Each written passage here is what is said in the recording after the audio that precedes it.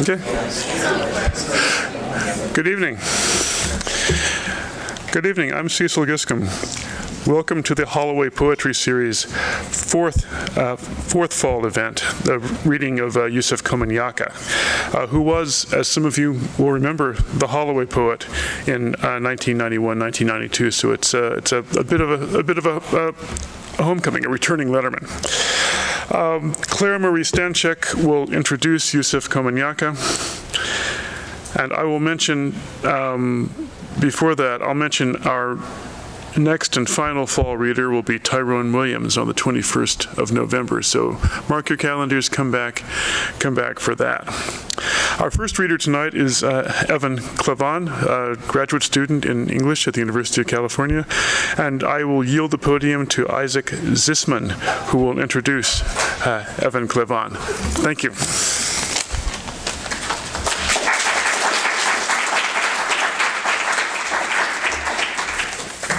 So I'll be brief. I have the pleasure of introducing a friend tonight, Evan Klavon. I've known Evan for a few years now, and as a graduate student, he has demonstrated a rare and I think very special combination, a capacity for great insight, but also a groundedness, a sense of timely needs, and measured, thoughtful response. It has been both a motivation and an opportunity to have class with Evan, to discuss and to continue to discuss our literary interests, both shared and a little bit more idiosyncratic, and to voice to each other the textures and feelings of our experiences as readers, how we make sense or fail to make sense of that most special of activities. Since I've known Evan, he's always referred to his writing as his real job, a commitment to poetry as a part of life, of working within and through life that I've admired and, in times of my own creative indolence, felt a little envious of. Evan's poetry can be provocative, sometimes confrontational. The work imagines a movement between positions, between spaces, and the manners and qualities in which satisfactions might be there experienced. It argues with itself, feels its own discomforts, and foregrounds its ambivalences. And this is what drives it, so that the work becomes an affirmation of motion, a refusal of a simple end. I'm excited to listen tonight. Evan Klavon.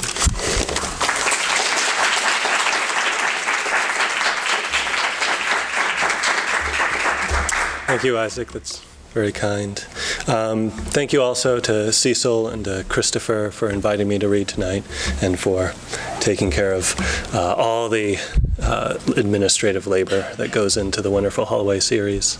And it's really an honor and a pleasure to be reading with Yusef Komunyakaa. The manuscript project that I'm working on right now is largely based in travel writing. And by serendipity, and I use that word very intentionally since it's derived from serendib, which was a name for Sri Lanka. I have a couple of friends here tonight, one of whom was married in Sri Lanka back in 2009, and so I went there for his wedding, and another friend who traveled there with me. So I'm going to read a number of Sri Lanka poems tonight, also a Egypt poem where we also traveled together, but I'll open with a Berkeley poem and close with a few Berkeley poems as well. So this first one is written through a poem by James Wright, Autumn Begins in Martins Ferry, Ohio, and it's called After Columbus Day.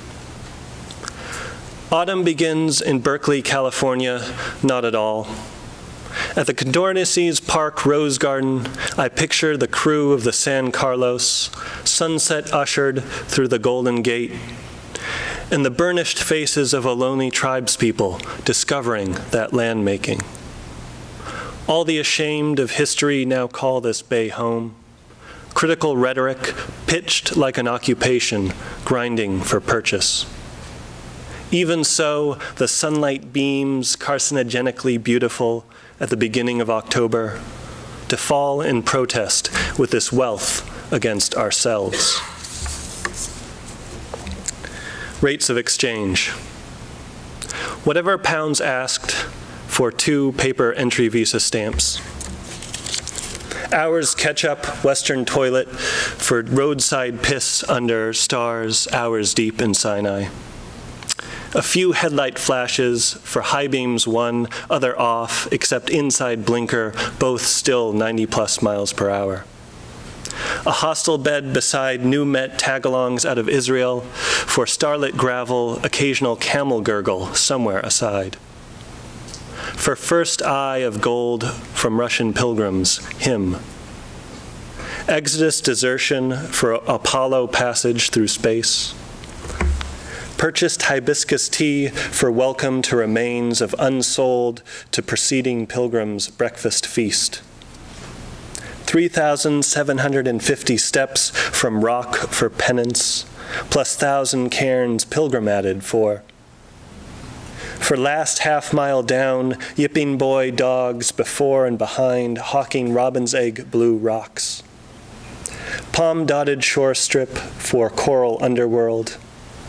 Brown skin, salam aleikum offered, taken for Egyptian.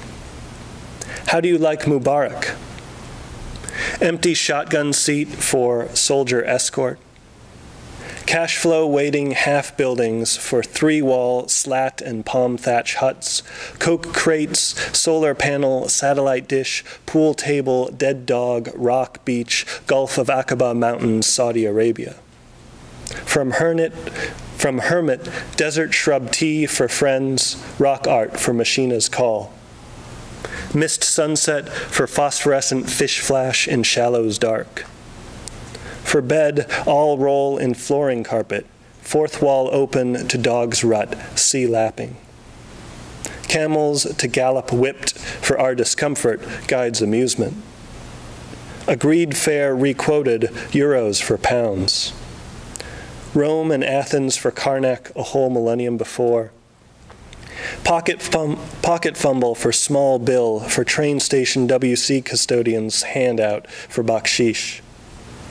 Bazaar alleyways for green felt carpet of local mosque. What are you eating for 4 orders chickpeas and broth? Insisting host to home meal for makeover in headscarf and coal. Arabic pop singing, dancing, stuffed camel from airport gift shop for thank you to boss. Candy Asala Perahera, 2009. Slow winds the procession, slow the whipmen pace, then raise rounding arms, crack, crack, crack, call all to attention. Follow on the twirlers, columned, each enchained in invisible collar, calmly rein in orbiting fire, and spinners, 2 staves to hand, whirl unresting, both ends burning, wristed to resist gravity's demand, as jugglers in turn then fling their 8-pointed wheels onto infinity, fall to naught again, return one ring.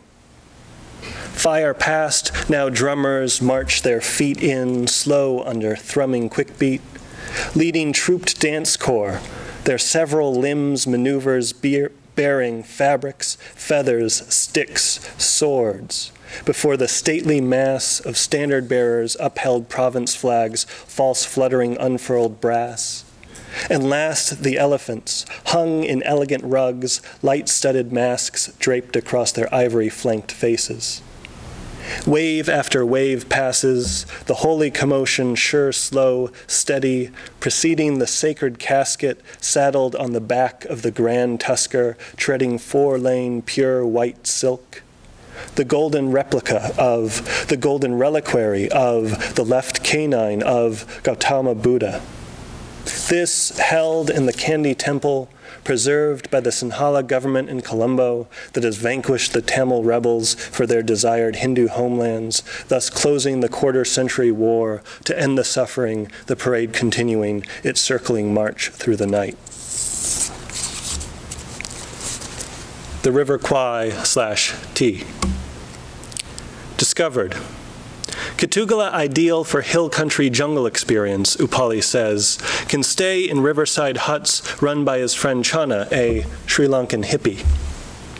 Commerced. Arriving by hired van, we agreed to the offered package of bicycle rental after raft trip down the river from the bridge on the River Kwai. Colonized. Having been a POW in Thailand, Pierre Boulez writes a novel, recasting his collaborating French officers as British, and will receive screenplay credit despite not speaking any English, the American adapters all being blacklisted. Conquered. In fact, Lieutenant Colonel Tusi did his best to delay and sabotage the building of the bridge. Coffee planted. Burmese jungles too inhospitable for filming, besides political instability, and the real river now a mere trickle, Ceylon chosen thanks to remembered holidays. Labor transplanted. 1,500 trees felled, dragged by 35 elephants who every 4 hours broke to bathe in the river despite schedule. 500 workers built the 425-foot-long, 90-foot-tall bridge over 8 months for 85,000 pounds, christening it with betel leaf bunting, broken coconuts and limes, devil dancers, Catholic holy water, the village headman proclaiming in Sinhala, "This bridge will last forever," to be demolished with 1,000 pounds of dynamite for 6 cameras with 1 shot for a 25-second montage on screen. Blight. Rafting by, he points to holes in the rocks where the beams went. Replanted. In fact, 2 bridges were built, first wood, then steel, taking 8 months, using 100,000 conscripted Asian laborers, with 12,000 POWs dying, and used for 2 years until bombed in late June 1945. Pruned. Temporary dams were improvised to control water level for needs of the plot. Green dye used to mask post-rain mud and match earlier shot footage. First flush. Rock leaping into small rapids, a contact comes out. Sliver of prosthetic plastic by which I see. Picked. Once Dutch burger planners, merchants, and engineers, pale-skinned enough to pass for British extras. Other locals put through makeup. Chinese immigrants used for the Burmese scenes.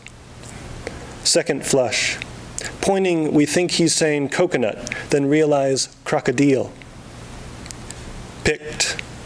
Shotgun report launched flying foxes from trees for spectacular shot, bystanders sprayed by hot urine. Spread. After the river, we bike up through rubber plantations to trail past a 2-bungalow school, children tagging curiously after us from their swings and merry-go-round, to Belilena Cave, where 30,000 years ago lived humans next to a waterfall we stand out under, looking back over the valley, bats streaming in and out behind. Withered. In fact, Tusi testified on behalf of Saito's relative mercy and reasonableness, saved him from hanging. Turned. In our down ladder Riverview toilet, a snail and spider each the size of a fist. Withered. At breakfast, Miro explains kiribat, too like the milk rice they were fed in school in Slovakia. Rolled. In fact, prison camp and labor conditions were much worse than depicted. Ferment. After tennis ball cricket on the elephant grass lawn in front of the colonial plantation house, the sons grab Dee Dee's hand and shriek demand she come catch frogs. Dried. Unclear where our driver has been sleeping, though banana peels and boxer shorts among spare tire gear suggest the van itself. Fired. Beyond the valley, almost all the jungle cut away, first for coffee until disease devastated in the 1870s, then tea, the hills now lobes of plantations, Tamil women pluckers circulating through the whorls. Sifted. Body and flavor determined by altitude, low-grown, mid-grown, high-grown. Packaged. In the Lubukali Estate tasting room, fine British china. Shipped. In fact, the whistled Colonel Bogey March was meant to suggest the parody lyrics, Hitler has only got 1 ball. Sold. In fact, the bridge was over the Mai Klong, but thousands of tourists coming to see it. The Thai government renamed its tributary the Kwa Yai. Steeped. Hairpin after hairpin flung across bench seats, sliding, each reaching our hands in to eat from a cellophane-wrapped brick of curry-cornered rice. We stopped briefly to snap pics of Paradisal Hill Falls, and I moved to shotgun to try to keep it together, winding, speeding down from the highlands to get back in time for the rehearsal. Sipped. This next poem has another small etymological play just on amateur being derived from the word for love. It's epithalamium, deluge, and it's for Isuru and Rachel. Sure lovers, but as surely amateurs, joining their lifeboat to launch off upon its arc. Below we watch through rain-blurred faces, as they rise, hope-flooded, as we are, left behind. Newspaper item.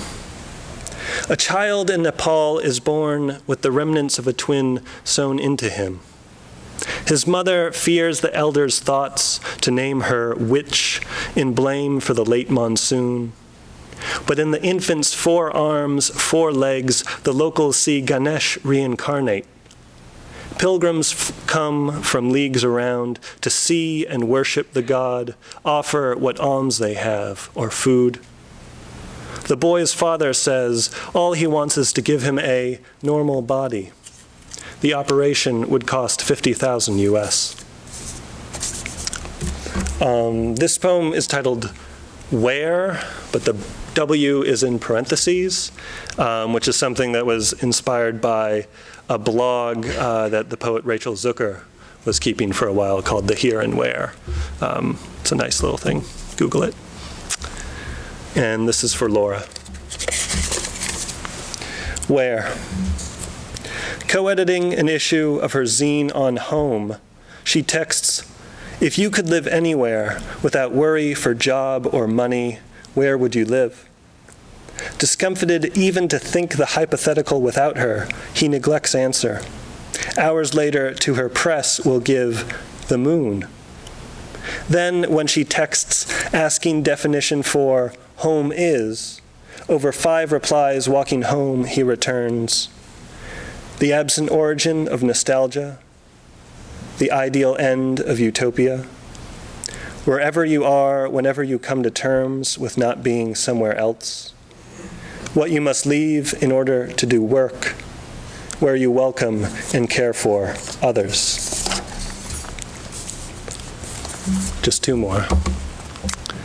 McDonald's restaurant, Shattuck University, 11/27/2011.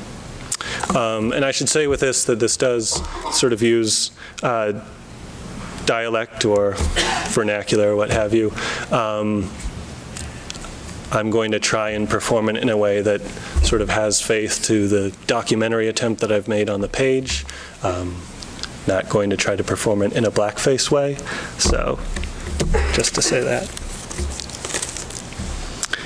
In the days of Occupy, at the end of Thanksgiving, knowing better but from the long highway hungry, something familiar just to answer the stomach demands, turning back on foot down to find the corner still with veteran homeless and street teens pitched, their everyday offering to take a hand and change passed on beyond the fishbowl windows, rows of dingy plastic booths accommodate the same, come in like me for some moment's escape, seen through to a young man enters calling out to another sitting there worse for age. I notice now, clothes thin, posture stooped, walker scuffed up beside him, set while he struggles, shaking, lifting food to his mouth.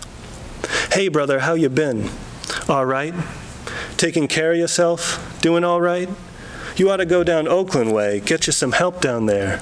Yeah, you get yourself down there. They help you out. When from a booth beside them facing, a burnout white long hair starts in. Huh, what do you think of your history now? No revolution with your man in the Senate. Not the Senate. Sure, man, that man won't, that's right. No way, a true revolutionary, you know it, true revolutionary. Sure, man, yeah, you know, you look a lot like a boy I used to see. Nah, man, did you used to, that's not me, man. You hang out at, that's not me, man. At the Steamworks bathhouse, that's not me, man. I love women, man.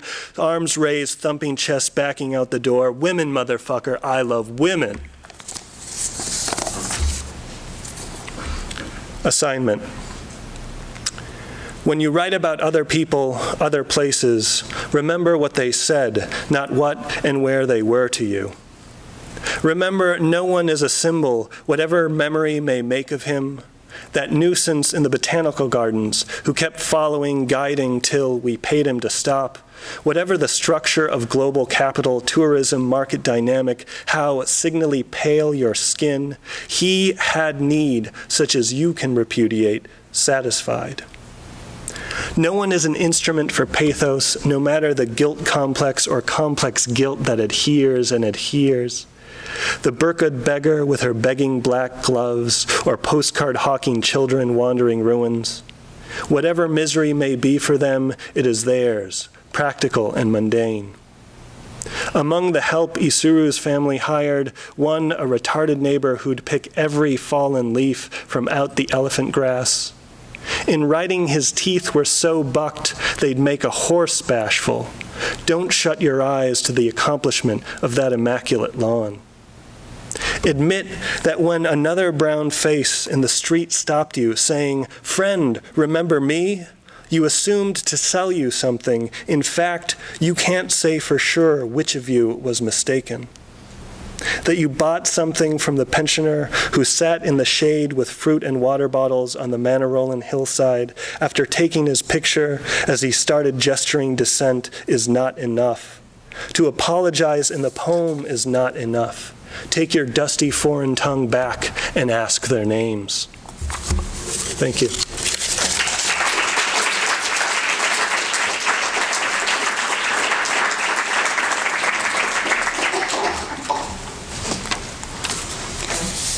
In his essay, Shape and Tonal Equilibrium, Yusef Komunyakaa writes, "Music is serious business in the Black community, mainly because it is so intrinsically interwoven with our identity. Our music, propelled by the drum, was deemed an immediate threat because it articulated cultural unity and communication. Thus, there is little wonder that the drum was outlawed in locales under the control of slave owners. To replace the loss of one instrument, our ancestors clapped their hands and stomped their feet to maintain that unity of expression so important to their cultural heritage. The music and the rhythm, the communion and the subversion of drums combine, reverberate, contradict, and surprise in Komunyakaa's poetry. Music is at once a dominant metaphor and a method. Komunyakaa made two apparently contradictory statements several years apart. The first is, I think of language as our first music. The second, I think of the body as our first music. What does it mean for either language or the body to be not just music, but our first music? The first music that we hear in utero is the beating of our mother's heart, the first drum, the first rhythm, the first meter. But whether our first music is language or the body, I would argue that these two statements do not contradict as much as they rephrase one another, as a musical phrase modifies the one before it, or as a refrain returns with a difference. Language and the body are variations on one another in Komunyakaa's poetry, as language becomes visceral and bodies become utterances, whether under the blue steel stars somewhere near Phu Bai, Vietnam, or in a bed, ecstatic as John Donne, talking dirty to the gods. One of my favorite poems by Yusef Komunyakaa begins with the lines, "You try to beat loneliness out of a drum, but cries only spring from your mouth." Whenever I read these lines, I hear two rhythms in tension, the drum inside the poem beating loneliness, and the rhythm of the lines, which, when read aloud, actually form the alternating tetrameter and tremeter rhythm of a ballad stanza. The rhythm doesn't hold throughout the poem, but comes and goes. Poetry is a felt and lived syncopation, says Komunyakaa. But the irresolution of these two drums, these two rhythms, models for me the way in which the two contrasting and collaborative rhythms of the reader and the poet riff off one another when you're encountering Komunyakaa not only as a poet, but as an interlocutor. And I think that's how he should be read. In an interview, Komunyakaa said, My idea is to create a situation where the listener or the reader can be co-creators. Komunyakaa grew up in Bogalusa, Louisiana. He started writing during the years 1969 and 1970 as a reporter in Vietnam, for which service he was awarded a Bronze Star.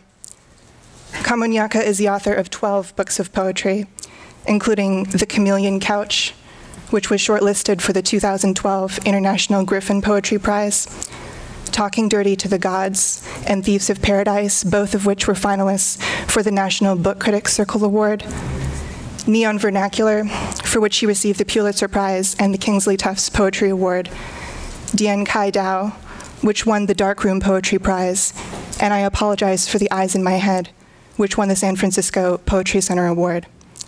Some of his other books include Blue Notes, which brings together his essays and interviews, and the Jazz Poetry Anthology, which he co-edited along with Sasha Feinstein. He has taught at Indiana University, Princeton University, and is currently the Global Distinguished Professor of English at New York University. Please join me in this great honor of welcoming Yusef Komunyakaa.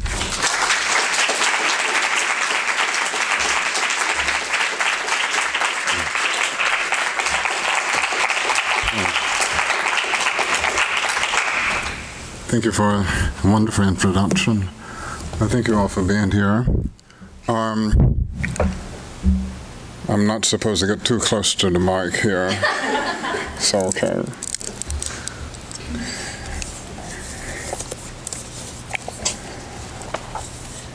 Good to be back.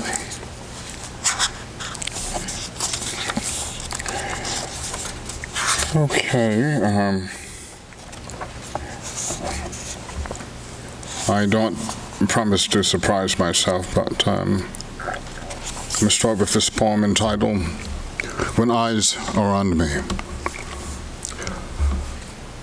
I'm a scrappy old lion who's wandered into a Christian square, quavering with centuries of forged bells. The cobblestones make my feet ache. I walk big-shouldered, my head raised proudly. I smell the blood of a king.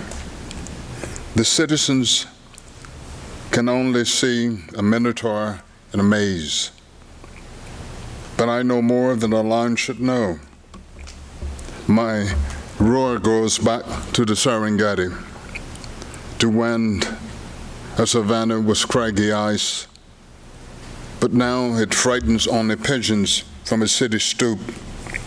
They believe they know my brains, contours and grammar. Don't ask me how I know the signs engraved on a sundial, the secret icons behind a gaze. I wish their crimes hadn't followed me here. I can hear the applause in the dusty citadel. I know what it took to master the serpent and wheel, the crossbow and spinal tap. Once I was a leopard beside a stone gate. I am a riddle to be unraveled. I am not, and I am. When their eyes are on me, I become whatever is judged badly. I circle the park. Hunger shapes my keen sense of smell, a lifetime ahead. They will follow my paw prints till they're lost in snow at dusk. If I walk in circles, I hide from my shadow. They plot stars to know where to find me. I'm a prodigal bird perched on the peak of a guardhouse. I know I have a message for fate. The sunlight has shown me the guns, and their beautiful sons are deadly. I would like to say thanks for the poems that introduced me, because I think about place a whole lot and how we sort of wander across so many different terrains. And I think attempted to capture an element of that in some of these poems as well. Memory of the murdered professors at the Agalonia.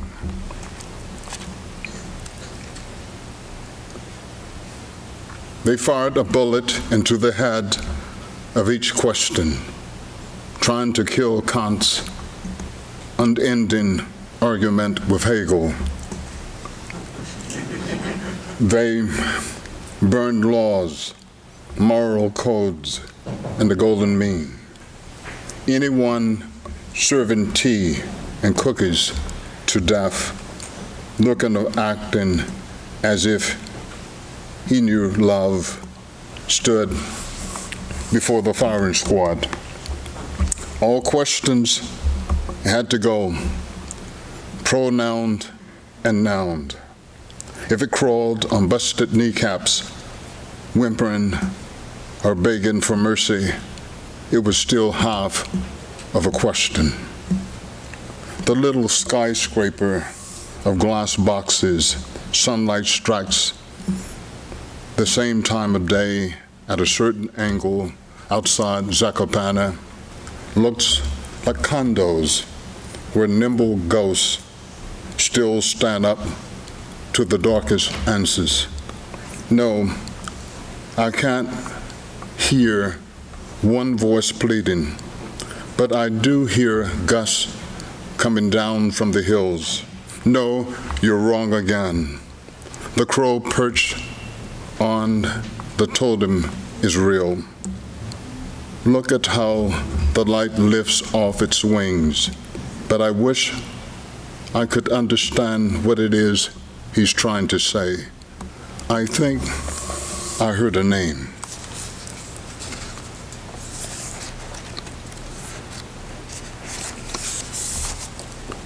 Blue dementia. In the days when a man could hold a swarm of words inside his belly, nestled against his spleen, singing.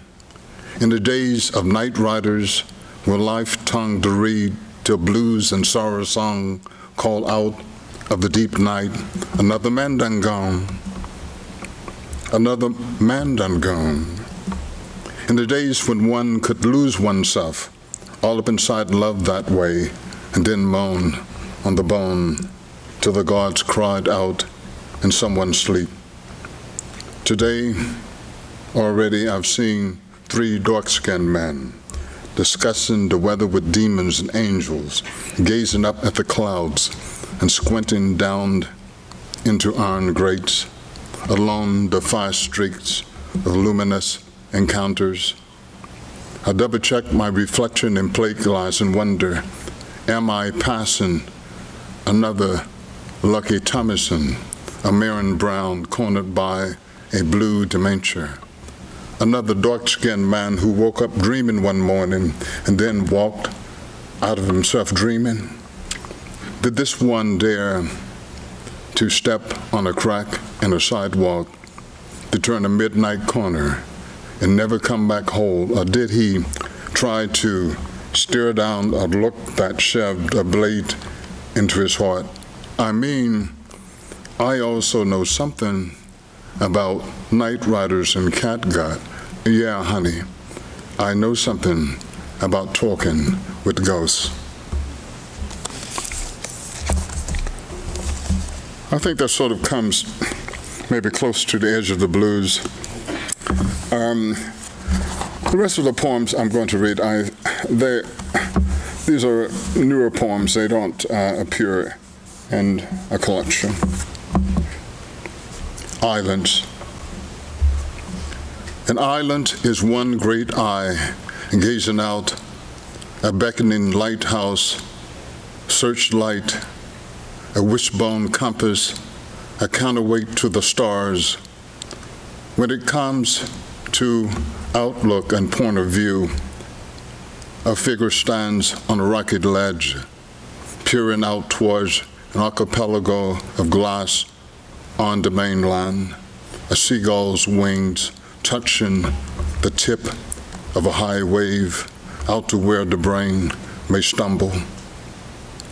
But when the mind climbs down from its high, craggy lookout, we know it's truly a stubborn thing and has to leaf through pages of dust and light through pre-memory and folklore, remembering fires rode down there till they pushed up through the seafloor and plumes of ash covered the dead, shaken the weight, whirls away, and silence fill up with centuries of waiting.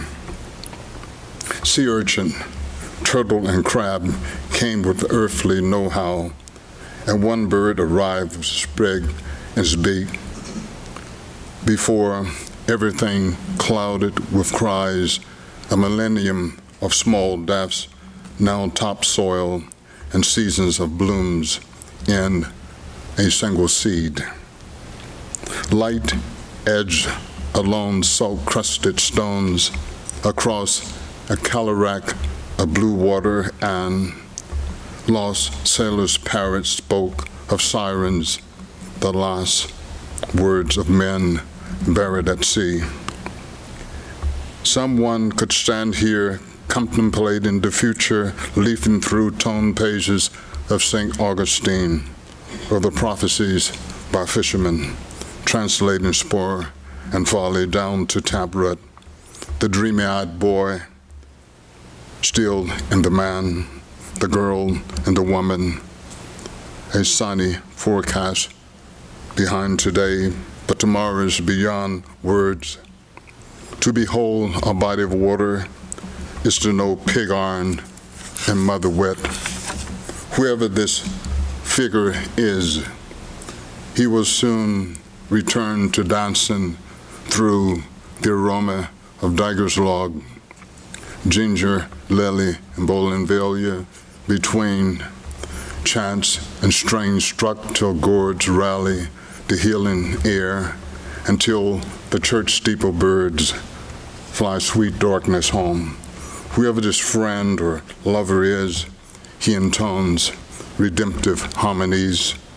To lie down the remembrance is to know each of us is a prodigal son or daughter, looking out beyond land and sky, the chemical and metaphysical beyond, falling and turning water wheels in the colossal brain of damnable gods, a eureka held up to the sun's blinding eye, born to gaze into fire. After conquering frontiers, the mind comes back to rest, stretching over the white sand.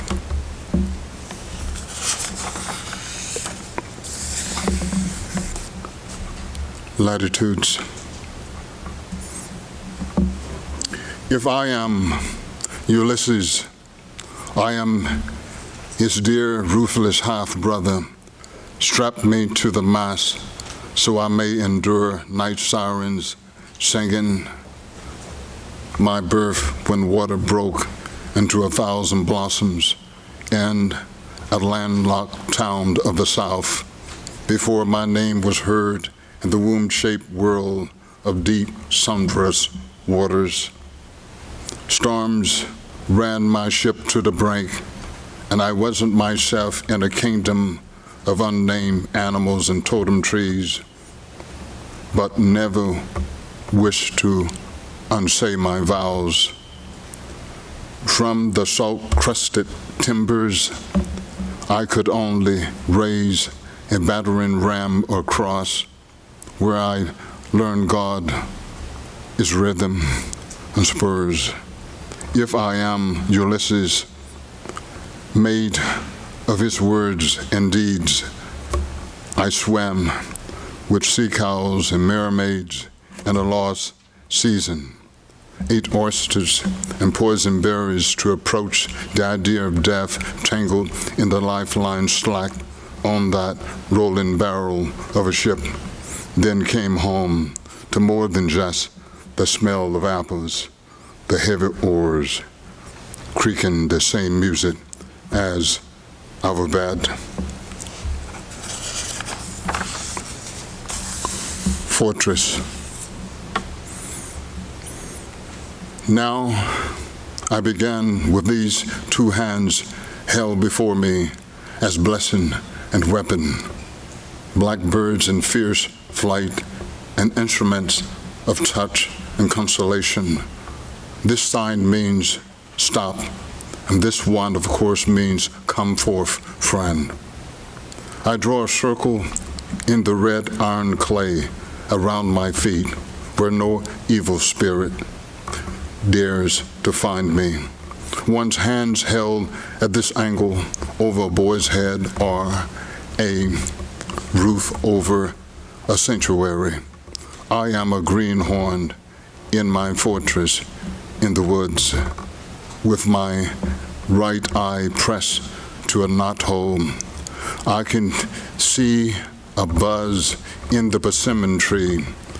It's ripe, letting go, a tiny white cross at each seed. The girl's fiery jump rope strikes the ground. I see the back door of that house close to the slow creek where a drunken, angry man stumbles across the threshold every Friday. I see forgiveness, unbearable twilight, and these two big hands know too much about nail and hammer, plank, and uneasy sky. Hewn stone and mortar is another world, and sometimes a tall gate comes first. Then large wooden barrels of grain, flour, salted meat, and quick lime before 28 crossbows in 4 towers. I should say these poems are from an in-progress manuscript called The Emperor of Atlantis. I sort of go back and forth between collections. Timbuktu. I sang an elegy for the city of 333 saints, for every crumbling mosque and minaret, for the libraries standing for centuries against dust storms, for the nomads herding trees of life across the desert along trails Campbell's once hauled salt to rafts woven on the river Niger before the empire of Sonhefel.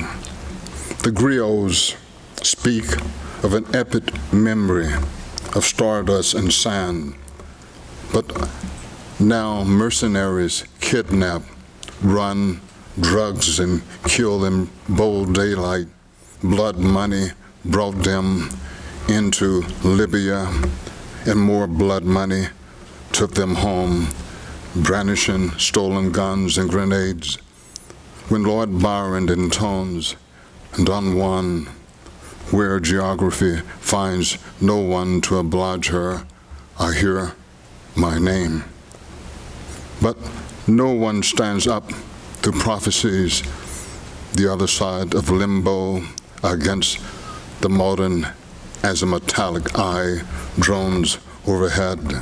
Medieval clouds may promise safe passage or escape routes out of Mali, but the God-fearing cannot remember the faces of death after kicking in all the drums.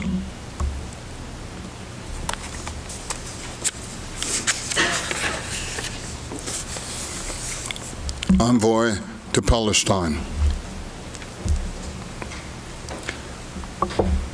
I've come to this one grassy hill, Ramada, off Tokyo Street, to place a few red anemones and a sheaf of wheat on Darwish's grave. A borrowed line transported me beneath a Babylonian moon, and I found myself lucky to have the shadow of a coat for warmth, listening to a poet's song of Jerusalem, the hum of a red string Caesar stole off Gilgamesh's lute. I know a prison of sunlight on the skin, the land I come from, they also dreamt before they arrive in towering ships battered by the hot Atlantic winds. Crows followed me from my home. My coyote heart is an old renegade redskin, a noble savage, still Lakota, and I knew the bow before the arch. I feel the wildflowers, all the grasses, and insects singing to me. My sacred dead is the dust of restless plains I come from. And I love when it gets in my eyes and mouth, telling me of the roads behind and ahead. I go back to broken treaties and smallpox, the irony of barbed wire. Your envoy could be a reprobate whose inheritance is no more than a swig of firewater. The sun made a temple of the bones of my tribe. I know a dried up riverbed and extinct animals live in your nightmares sharp as shark teeth from my mountains strung into this brave necklace around my neck. I hear Chief Standing Bear saying to George Dundee, I am a man, and now I know why. I'd rather die a poet than a warrior, tattoo and tomahawk.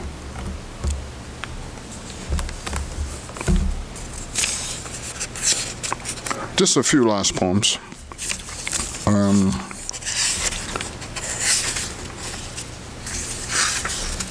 I got up very early this morning, and I feel like I'm really on the road. Okay, sprung rhythm of a landscape.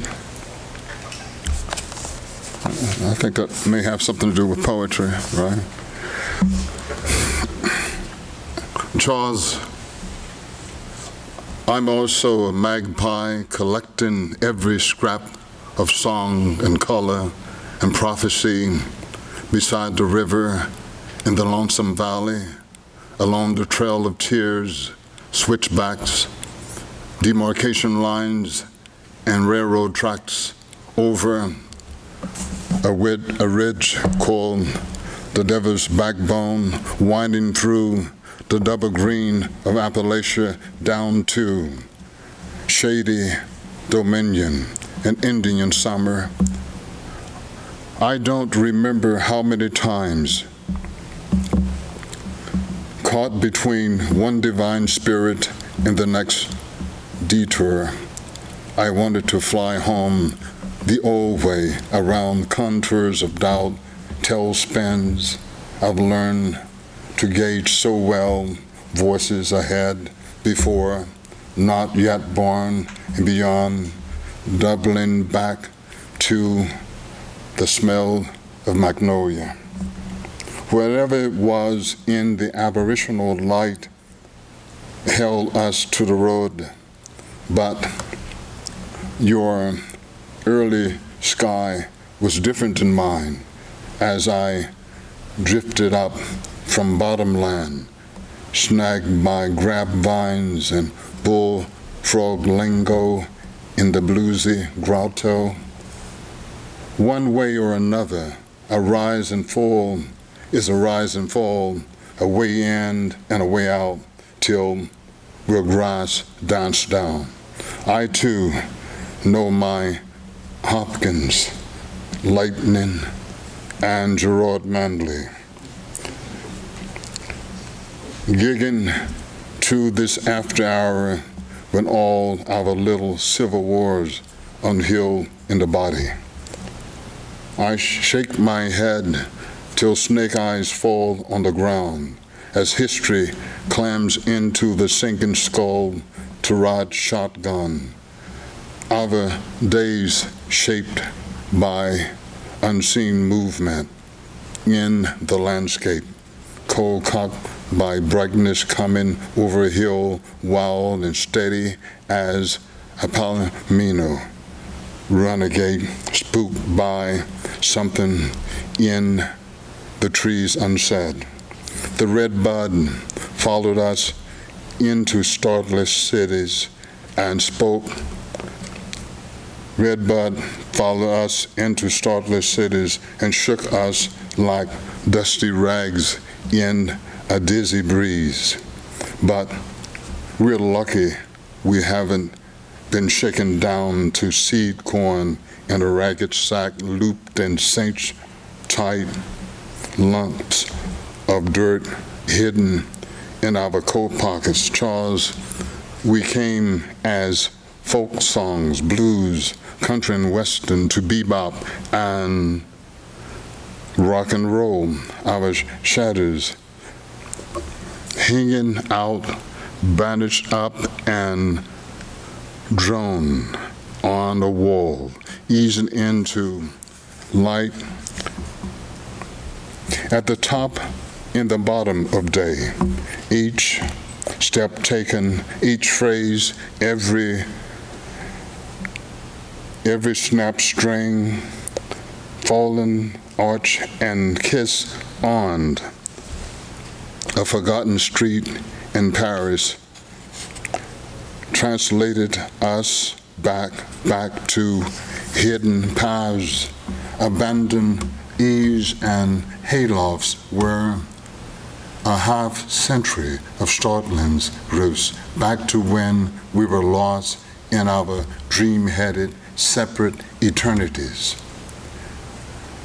searching till all the pieces fit together, till my sky is no bluer than your sky. That's almost like one sentence to go on.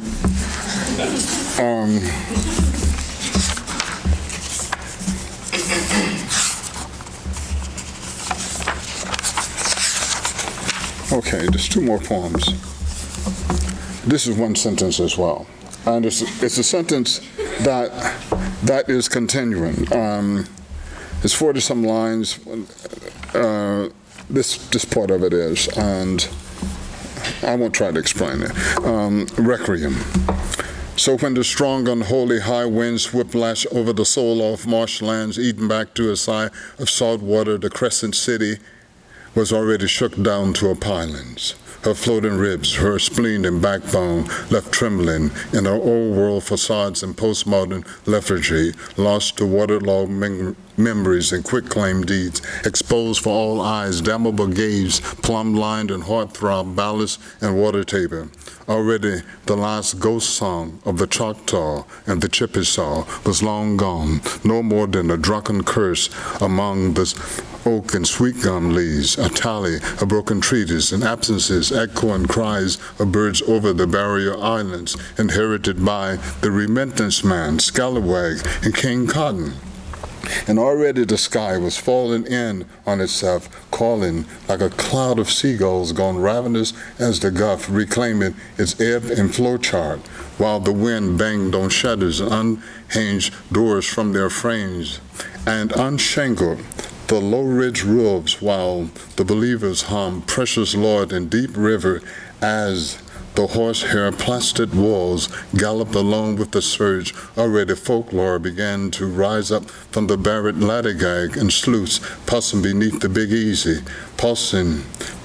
Big Easy, rolling between and through itself, caught in some downward tug and turn, like a whirl of love affairs backed up in the stalled inlet.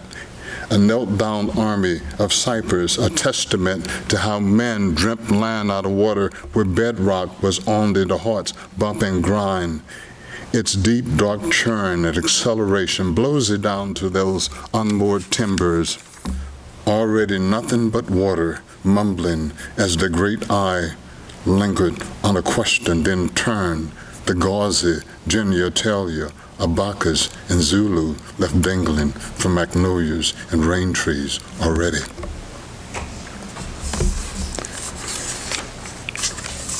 Okay, I have a new book, and it's supposed to be about jazz and blues. I'm going to read just one of those poems, and it's an ode to the saxophone.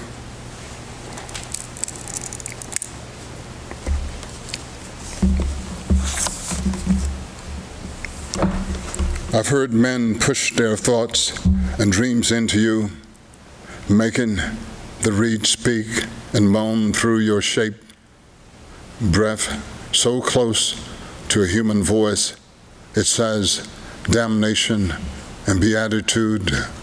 I know men who've kissed doubt into brass and heard each one say, life, tear me down to a naked sigh on a roadside bloody with poppies.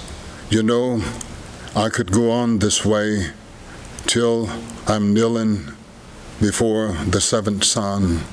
I've heard them pour hosannas, field hollers, the color of a dress turning a corner, everything into you. Sometimes only half of what's poured in comes out. But I know immortality can step into a semi-dark basement at the 2 a.m. hour and hug a man. I've seen them totally illuminated, or barely raised from the dead. Distant cities echoing footsteps. All the old gospels and curses are inside this cornucopia of giving, and all one has to do is turn you towards a sunset or spotlight up to the sky when he's down. Yeah. Thank you.